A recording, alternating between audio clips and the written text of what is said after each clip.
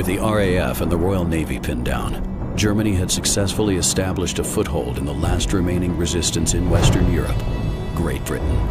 Now, London was under siege and facing its darkest hour. Hitler was banking on the city being bombed into submission, breaking the British resolve once and for all.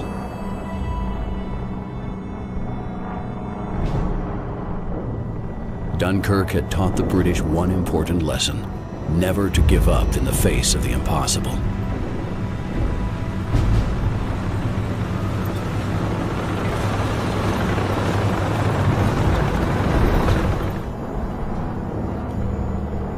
Failure to hold London would mean Britain and the war would be lost to the Germans. Lieutenant Edwards of the 7th Royal Tank Regiment, 1st Army Tank Brigade, had been assigned to stem the tide of advancing German armor.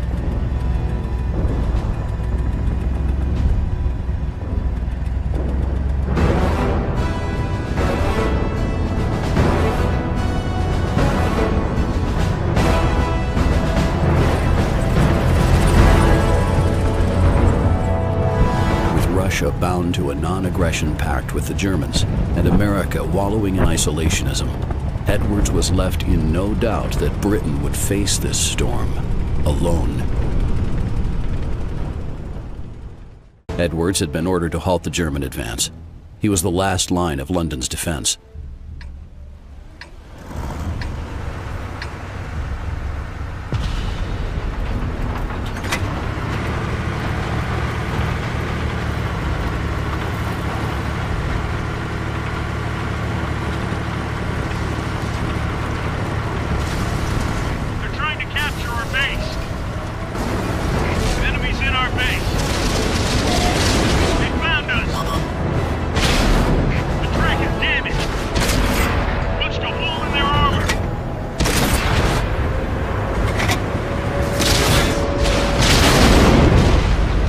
Through gritted teeth, Edwards steered his tank towards the point where the German forces had been concentrating.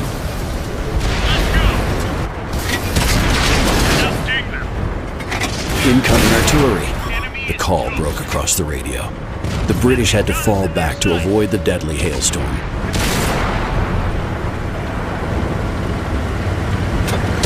Edwards watched the enemy retreat back from their defensive line and breathed a huge sigh of relief. London had been saved from the Germans, for now. Best job I ever had.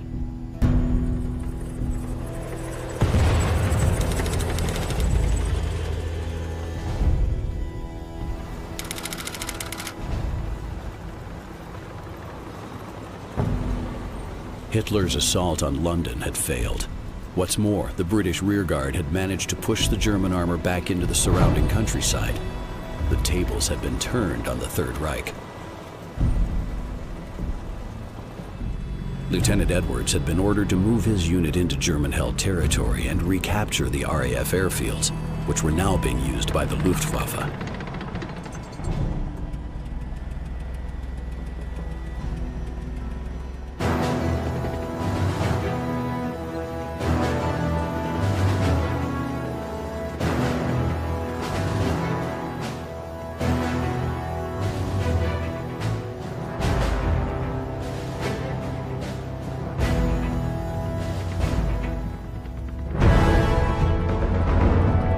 As the British armor rolled across the bridge, Edwards knew this was their chance to pay back the Germans for Dunkirk, London, and the invasion of Great Britain. While the Germans continued to operate airfields on English soil, the RAF jockeys would never gain air superiority.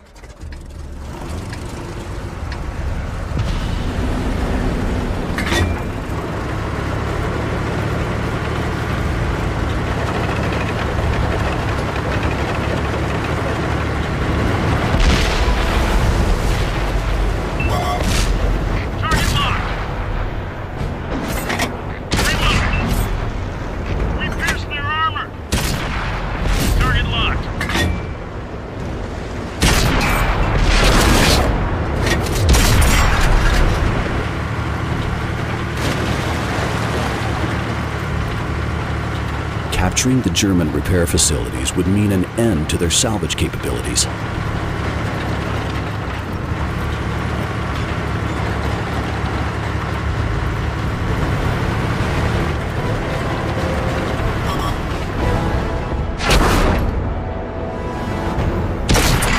Penetration. Ready to fire. Zero penetration. London would continue to be bombed into submission whilst the Germans held the airfield. Edwards had to capture Ready it. to fire on target. We're taking the enemy base. Penetration. Enemy's got us in their sights.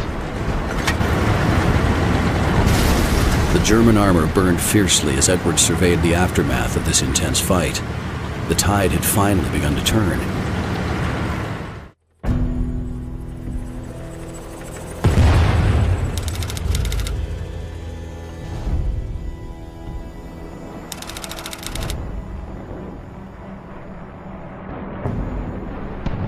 The Germans had been pushed back to the landing beaches. Hitler's forces were now fighting a bitter defensive retreat. Sanctuary lay but a short distance from shore, where the Kriegsmarine were waiting. The British were in the ascendancy, but could not risk letting their quarry escape to regroup another day. For Lieutenant Edwards, this would be his greatest hour, the moment that he chased the Germans into the sea.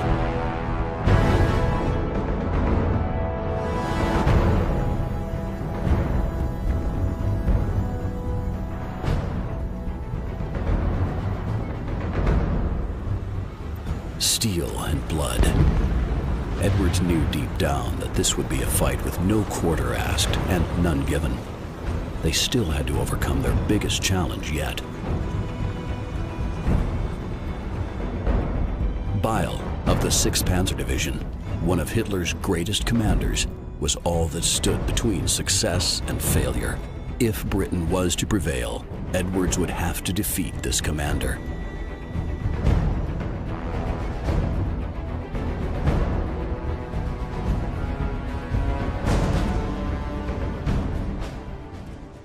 This was it. The day of reckoning had arrived.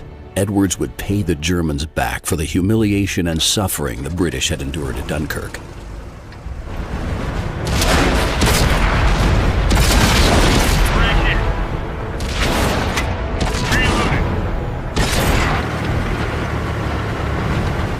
Word spread that the Germans were hurriedly trying to evacuate their troops off the shore. Edwards sped onwards towards the enemy.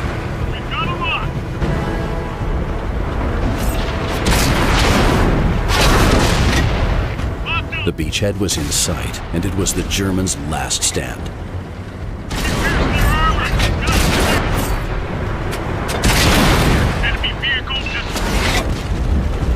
The German forces were retreating. Allowing them to escape was not an option.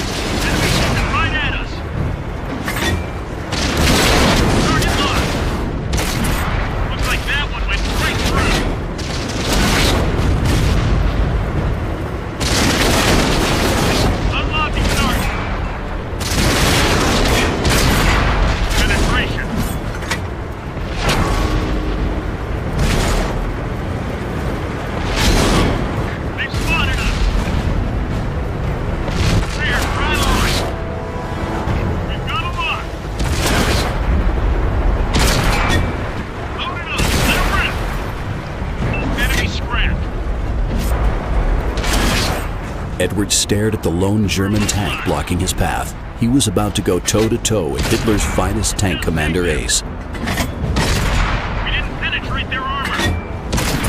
Looks like that one went right through. Tracks out, let's... Cheers reverberated around the inside of the Cromwell. The German invasion army had been finally crushed. Now that's how you do it.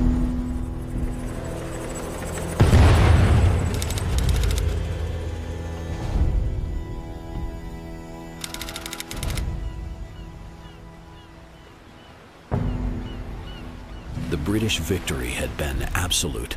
Hitler's war machine had been disassembled and scattered across the sands of this unassuming corner of England.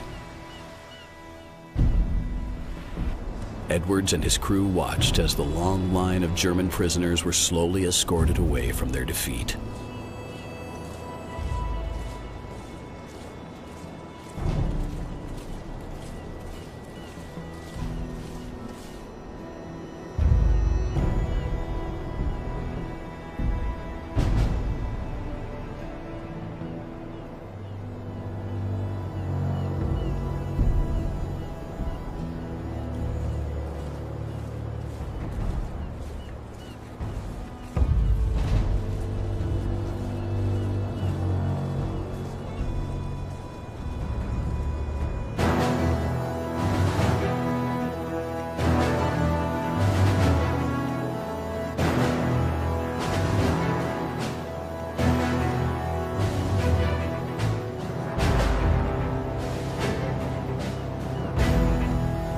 Lieutenant Edwards was right. Preparations were already underway for a joint British and American force to invade northern France. Edwards and his Cromwells would soon be called upon once more to fight for a free Europe.